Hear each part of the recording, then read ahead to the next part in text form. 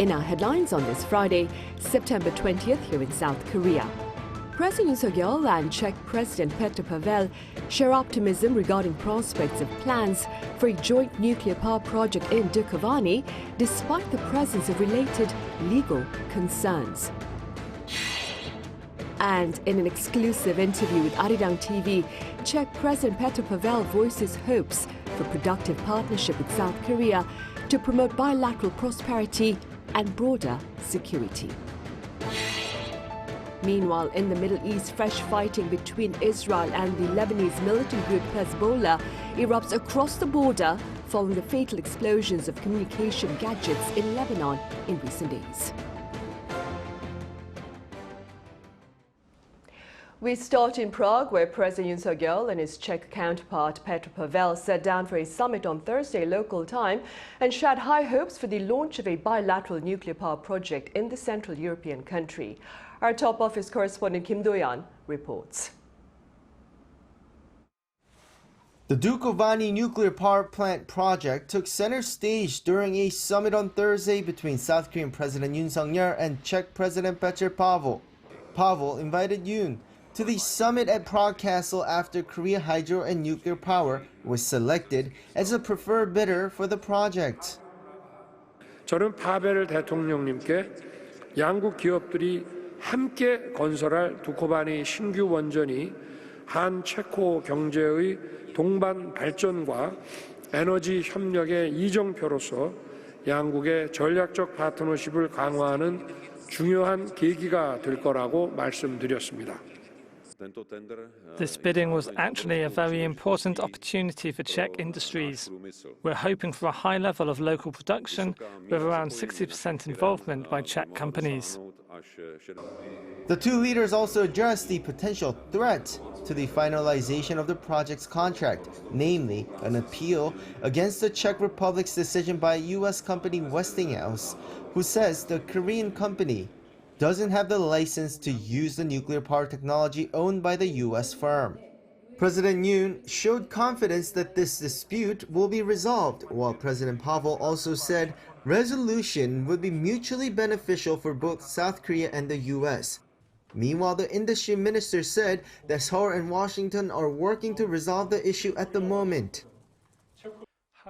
South Korea and the United States agree on the need to strengthen global cooperation, and this cooperation includes the private sector's role in clean energy. In this regard, both sides are closely discussing resolving ongoing issues such as export control and exploring potential areas for collaboration to the fullest extent. As for other areas of cooperation, the two nations agreed working together in high-speed railroad infrastructure. The Czech Republic's position as a manufacturing powerhouse in Europe relies heavily on rail for its logistics. In fact, despite being smaller than South Korea, the country has 1.8 times more railway track. In addition, the two leaders discussed security issues, calling each other like-minded nations. They also condemned Russia and North Korea for their recent military cooperation and promised to work together in the global community as responsible members. In addition, the two signed an MOU on cooperation for rebuilding Ukraine. The two countries have agreed to continue providing practical support for the people of Ukraine and to work closely together in the future reconstruction efforts of Ukraine. This is just the beginning of President Yoon's trip to the Czech Republic. He's set to meet with the Czech Prime Minister Petr Fiala, with whom he'll visit the city of Pilsen to see nuclear power plant facilities there and sign additional MOUs in different areas. Kim Do-yeon, Arirang News. Also, in the Czech Republic, President Pavel took time to speak exclusively with Arirang TV to share his prospects for greater partnership with South Korea to promote bilateral prosperity and broad security. Our senior correspondent Oh Soo-young covers his remarks. South Korea and the Czech Republic have a very promising future ahead in nuclear energy, security and high-tech cooperation based on their shared values as liberal democracies. That's according to Czech President Pavel in an exclusive interview with Arirang TV. Having agreed with President Yoon Suk-yeol to enhance their strategic partnership in their summit on Thursday, The Czech leader highlighted the two countries' budding bilateral ties, particularly after Prague selected a South Korean consortium as the preferred bidder for its Dukovany nuclear power plant project. We also believe in a great potential of developing this cooperation further on, not only on our own nuclear power plant, but also extending that cooperation and good record from I hope, a successful project to other European countries, especially in Central and Eastern Europe, who will be interested in securing their energy supplies through nuclear power. In the face of objections by US firm Westinghouse, which claims intellectual property rights over Korea's source technology for the reactors, the Czech leader said it would also benefit the American company if the dispute is settled soon. Both sides, KCHP and Westinghouse, because with the technology of Westinghouse and the Korean production capacity and experience and guarantees, I believe that it gives us the best possible mixture of parameters that we are looking for. And of course, for both companies, it will be better to close these dispute by settlement rather than ongoing legal disputes. As the two countries look to broaden the horizons of bilateral cooperation beyond energy security, Pavel also highlighted key strategic industries such as ICT, artificial intelligence, high-speed rail and transport grids, along with space technology. These collaborations are all the more crucial between like-minded partners as geopolitical interests and conflicting values blur the line between national and economic security. With rising concerns about military cooperation between Russia and North Korea in the context of the ongoing war in Ukraine, Pavel stressed the importance of strengthening ties with South Korea in defense, security, and fighting disinformation. We have a number of views that are very similar with South Korea, so I believe that cooperating with such a country is a natural choice. We are not only economic partners, we are also partners in tourism, in culture, but we are also partners in NATO, because South Korea is a partner to NATO, because we believe that we share also our security interests. As the Yoon administration aims to bolster South Korea's role in defending freedom, prosperity and the rule of law as a global pivotal state, the Czech leader noted he and Yoon share similar worldviews against the rise of authoritarianism. Furthermore, sharing his personal experience of Korean culture from his visit in 2016, Pavel said he enjoyed Korean cuisine and history, particularly rural areas and monasteries, as he called for greater cultural exchanges. The two countries will celebrate 35 years of bilateral relations and 10 years of establishing a strategic partnership next year. Oh Seong, Arirang News, Prague. In other news, the U.S. state of Delaware will host the leaders of the U.S., India, Japan and Australia for this year's Quad Summit this coming Saturday. In remarks to reporters on Thursday, Senior Director at the U.S. National Security Council, Mira Rapp-Hooper, said on the agenda are security threats posed by North Korea.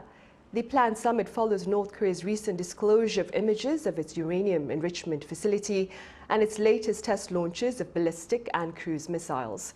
Rapp-Hooper also noted that Pyongyang's expanding cooperation with Moscow may be addressed given its broader security implications. Here on the peninsula, Unification Minister Kim Yong-ho shared a statement today urging North Korea to release South Korean detainees in the regime. The statement calls on Pyongyang to, quote, immediately and unconditionally release South Korean detainees. It also condemns Pyongyang for the unreasonable and excessive sentencing of detainees in the absence of a fair trial. Today, that is September 20th, marks the 4,000th day that South Korean missionary Kim Jong-uk has been held up north.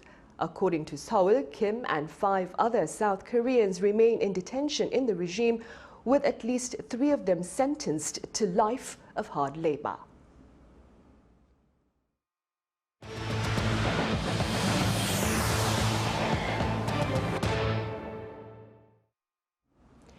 In the Middle East, fresh and fierce fighting between Israel and the Lebanese militant group Hezbollah erupted across the border on Thursday following the fatal explosions of communication gadgets in Lebanon in recent days. Our Shin Ha-young has the latest. Tensions in the Middle East are escalating. Following the explosions of electronic devices, including pagers and handheld radios, which killed 37 and injured 3,000 more in Lebanon and Syria, the Israeli military said it carried out large-scale airstrikes on southern Lebanon on Thursday, targeting 30 launches and terrorist infrastructure sites. The Israeli aerial attack also hit a weapons storage facility. Meanwhile, the Israel Defense Forces reported that a Hezbollah missile and drone strike in northern Israel on the same day killed 2 Israeli soldiers. The leader of Lebanon-based Hezbollah said the use of explosive electronic devices had crossed a red line and accused Israel of what he said represented a declaration of war. The enemy violated, through this attack, all the regulations, laws, and red lines. Israel hasn't made an official statement regarding the explosions, but has tacitly acknowledged its role by declaring it will continue military attacks on Hezbollah. Over the past several days, we have held a series of important discussions. This is a new phase of the war. It includes opportunities, but also significant risks. Hezbollah feels that it is being persecuted, and the sequence of military and defense actions will continue. The U.S., meanwhile, emphasized the need for diplomatic solutions while reaffirming that there will be no change to its military posture in the Middle East. We are committed to the defense of Israel against terrorist organizations. That includes Hamas, includes Hezbollah, includes other Iranian proxies. We will continue to stand by Israel's right to defend itself. But we don't want to see any party escalate this conflict, period. We believe ultimately that the best way to lessen tensions in the region is through diplomatic means. Amid fears of wider war, the UN Security Council is scheduled to meet on Friday to discuss the recent mass explosions. Shin Ha-young, Arirang News. In the U.S., Vice President Kamala Harris garnered favorable feedback following her debate with former President Donald Trump early last week, but pundits believe the support has not been sufficient enough to allow her a significant lead in the polls. Now, 6 weeks out from the U.S. presidential election, Harris and Trump are locked in a tight race, with each securing 47% support from likely voters in a New York Times CNN poll released on Thursday.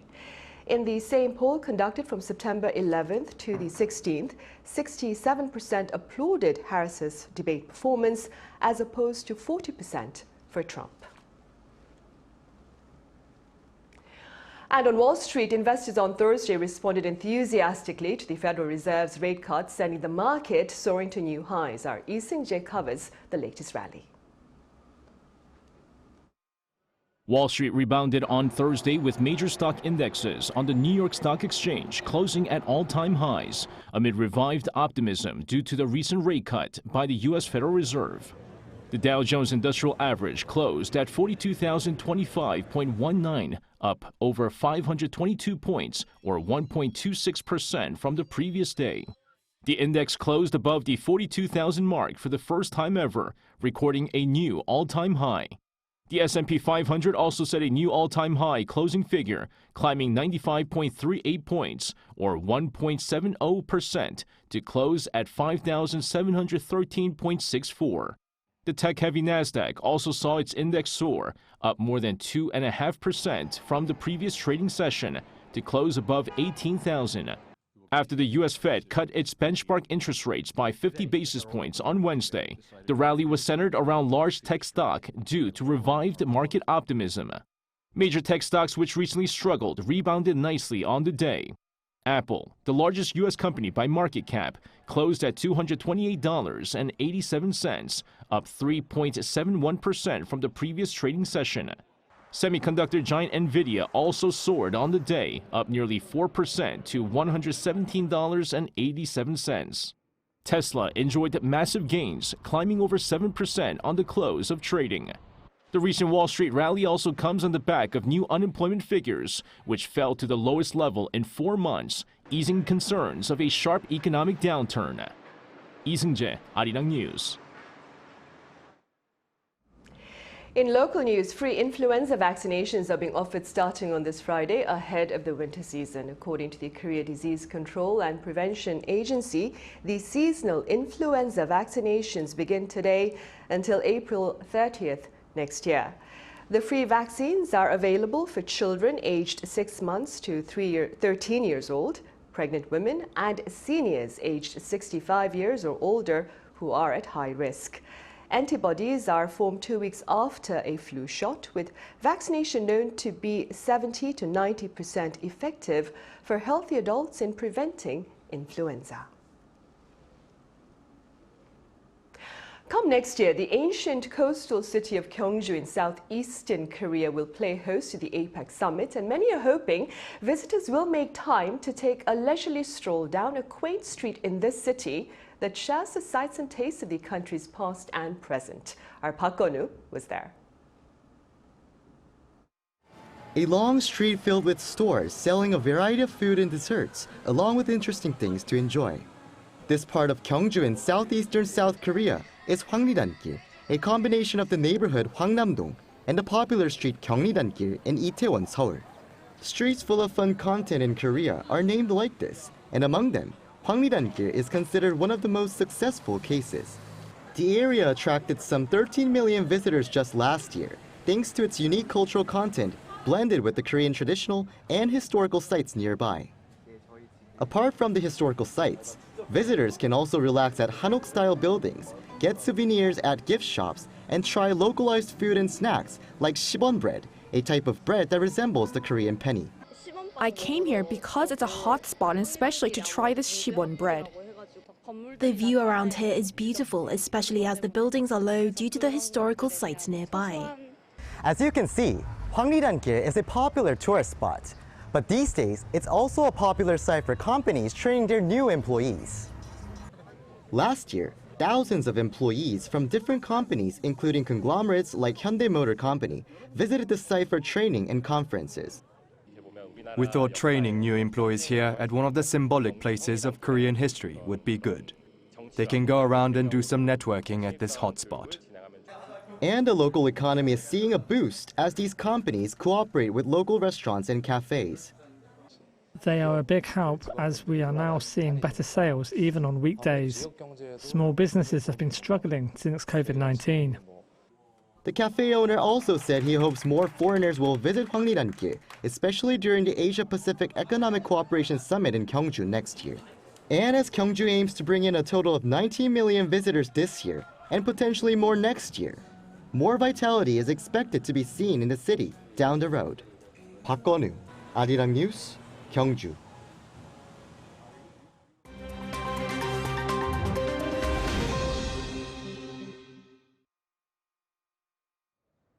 Let's take a look at the latest news in the world now. European Commission President Ursula von der Leyen announced on Thursday 160 million euros or nearly $180 million in aid for Ukraine, most of which will come from frozen Russian assets in the EU. And these 100 million euros come from the proceeds of the immobilized Russian assets in the European Union. Because it is only right that Russia pays for the destruction it caused. We know that more is needed, so we must keep transferring part of the proceeds from immobilized Russian assets to Ukraine's energy resilience. Von der Leyen also said 60 million euros will go to Ukraine as humanitarian aid for shelters and heating, while the 100 million euros from Russian assets will be used for repair works and renewables. The European Commission President added that Russia has crippled about 9 gigawatts of Ukraine's energy infrastructure in nuclear, thermal and hydropower, saying that they aim to restore 2.5 gigawatts of capacity, which is 15% of Ukraine's needs. Additionally, von der Leyen said the EU will increase exports to Ukraine to supply an extra 2 gigawatts of electricity. Following the death of a Japanese schoolboy who was stabbed in the southern Chinese city of Shenzhen, Japan's foreign minister on Thursday said that Japan has strongly requested China to provide a detailed explanation and to take all possible safety measures for Japanese nationals in China. Japan's Foreign Minister Yoko Kamikawa said that the 10-year-old boy died in the early hours of Thursday after he was attacked on Wednesday morning. The victim was on his way to school at about 8 a.m. local time in Shenzhen when he was stabbed by a 44-year-old assailant whose surname has been identified as Zong. Local police said that a suspect has been detained, but motives for the attack remain unknown. The boy, who held Japanese nationality, was born to a Japanese father and a Chinese mother. Peru, which has been suffering from large wildfires since July, said on Thursday that almost 90% of the fires are under control or extinguished. The president of the Peruvian Council of Ministers, Gustavo Adrianzen, said during a press conference on Thursday that while most of the country's wildfires are now under control, communities must cease the practice of lighting grasslands, a common practice in Peru, which are one of the main causes of the fires. Wildfires in Peru have killed at least 15 since July and have burnt more than 30 square kilometers of cultivated land. In Thailand, police on Tuesday rescued a woman who was found completely trapped in the coils of a python. Captured on a police bodycam footage, 64-year-old Arom Arunro was found sitting down on the floor of a house with a 4-meter-long python wrapped around her body. Arom says she was about to wash the dishes when the snake attacked her, saying, "As soon as I sat down, the snake bit me." After 2 hours, local police and medical officials rescued Arom, who had multiple snake bites, and took her to a hospital for treatment. The reticulated python, which can grow to be one of the longest snakes in the world, is commonly found in Southeast Asia, including Thailand. Kim Seong, Arirang News.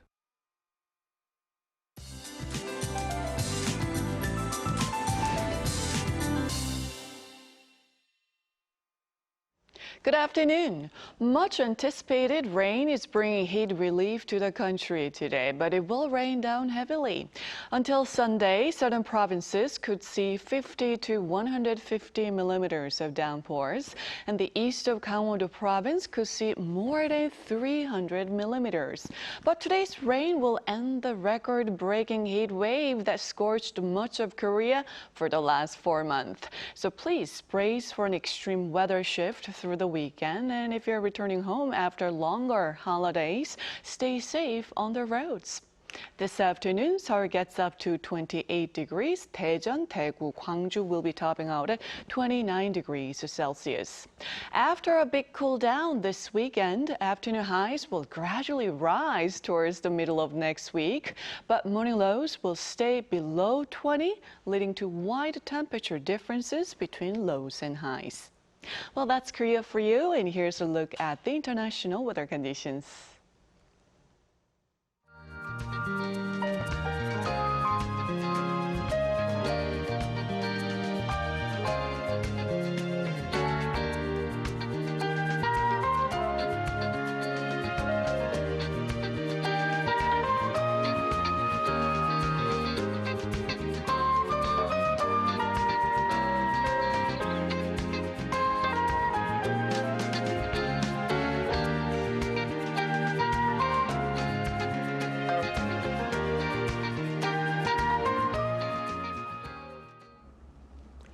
Right, and those are the headlines at this hour here in South Korea. Thank you for watching.